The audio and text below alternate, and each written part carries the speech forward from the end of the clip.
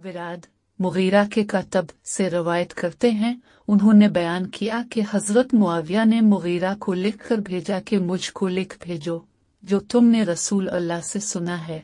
तो हजरत मुगीरा ने लिख भेजा कि नबी हर नमाज के बाद ये फरमाते थे कि अल्लाह के सिवा कोई माबूद नहीं, वो अकेला है, इसका कोई शरीक नहीं, इसी के लिए बादशाहत है और इसी के लिए सब तारीफ है और वो हर चीज पर कादिर है। ए अल्लाह, जिसे तो दे इसको कोई रोकने वाला नहीं है और जिसे तो रोके इसको कोई देने वाला नहीं है, और किसी की बुजुर्गी वाले को तुझसे इसकी बुजुर्गी नफा नहीं देती। और लिखा कि नबी कीलो काल कसरत सवाल और माल के ज़ाय करने से मना फरमाते थे और माओं की नाफरमानी और बेटियों के जिंदा दरगोर करने और हुकूक के रोकने और बिला जरूरत मानने से मना फरमाते थे। हजरत अनस बिन मालिक रवायत करते हैं, उन्होंने बयान किया कि नबी आफताब ढल जाने के बाद तशरीफ लाए और जोहर की नमाज पढ़ी। जब सलाम फेर चुके तो मिंबर पर खड़े हुए और क़यामत का जिक्र किया कि इससे पहले बहुत बड़े उमूर हैं। फिर फरमाया कि जो शख्स कुछ पूछना चाहता है वो पूछ ले। अल्लाह की कसम, जब तक मैं अपनी इस जगह पर हूँ, जो कुछ भी तुम मुझसे पूछोगे मैं उसका जवाब दूंगा। हजरत अनस का बयान है कि लोग बहुत ज्यादा रोने लगे और रसूल अल्लाह बार बार यही फरमाते जाते कि मुझसे पूछ लो। अनस का बयान है कि एक शख्स आपके सामने खड़े हुए और पूछा कि आ रसूल अल्लाह, मेरे दाखिल होने की जगह कहाँ है? आपने फरमाया दोज़ख। फिर अब्दुल्ला बिन हज़ाफा खड़े हुए और पूछा कि आ रसूल अल्लाह, मेरा बाप कौन है? आपने फरमाया कि तेरा बाप हज़ाफा है। अब फिर बराबर यही फरमाते रहे।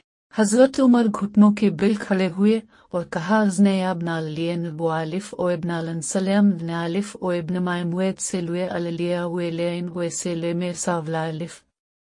जब हजरत उमर ने ये कहा तो फिर नबी खामोश हो गए। फिर नबी ने कसम देकर कहा, इस जात की कसम जिसके कब्जे में मेरी जान है, मेरे सामने जन्नत और दोज़ख अभी इस दीवार के सामने पेश किए गए हैं। इस वक्त में नमाज पढ़ रहा था, मैंने आज की तरह खैर और शर नहीं देखी। इन मसूद रवायत करते हैं, मैं नबी के साथ मदीना के एक खेत में आया। अब इस वक्त खजूर की एक शाख से सहारा लिए हुए थे। फिर यहूद की एक जमात के पास से गुजरे तो उनमें से बाज ने एक दूसरे से कहा कि उनसे रूह के मुतालिक पूछो, और बाज ने कहा कि मत पूछो, इसलिए कि वो तुमको ऐसी बात सुनाएंगे जो तुमको नापसंद हो। चनाचा वो लोग आपके सामने खड़े हुए और कहा कि ए अबुल कासिम, हमसे रूह के मुतालिक बयान कीजिए। अब थोड़ी देर खड़े देखते रहे, यहाँ तक कि मैंने जान लिया कि आप पर वही नाजिल हो रही है। मैं पीछे हट गया हत्ता कि वही ऊपर चढ़ गई। फिर आपने फरमाया कि लोग अब से रूह के मुतालिक सवाल करते हैं कि आप कह दीजिए कि वो मेरे रब के हुक्म से है। हजरत इब्न उमर से रवायत करते हैं कि उन्होंने बयान किया कि नबी ने सोने की एक अंगूठी बनवाई तो लोगों ने भी सोने की अंगूठी बनवा ली। हजरत ने फरमाया कि मैंने एक सोने की अंगूठी बनवाई थी, फिर अब इसे फेंक दिया और फरमाया कि अब मैं इसको कभी भी नहीं पहनूंगा। ये देखकर लोगों ने भी अपनी अंगूठियां फेंक दे।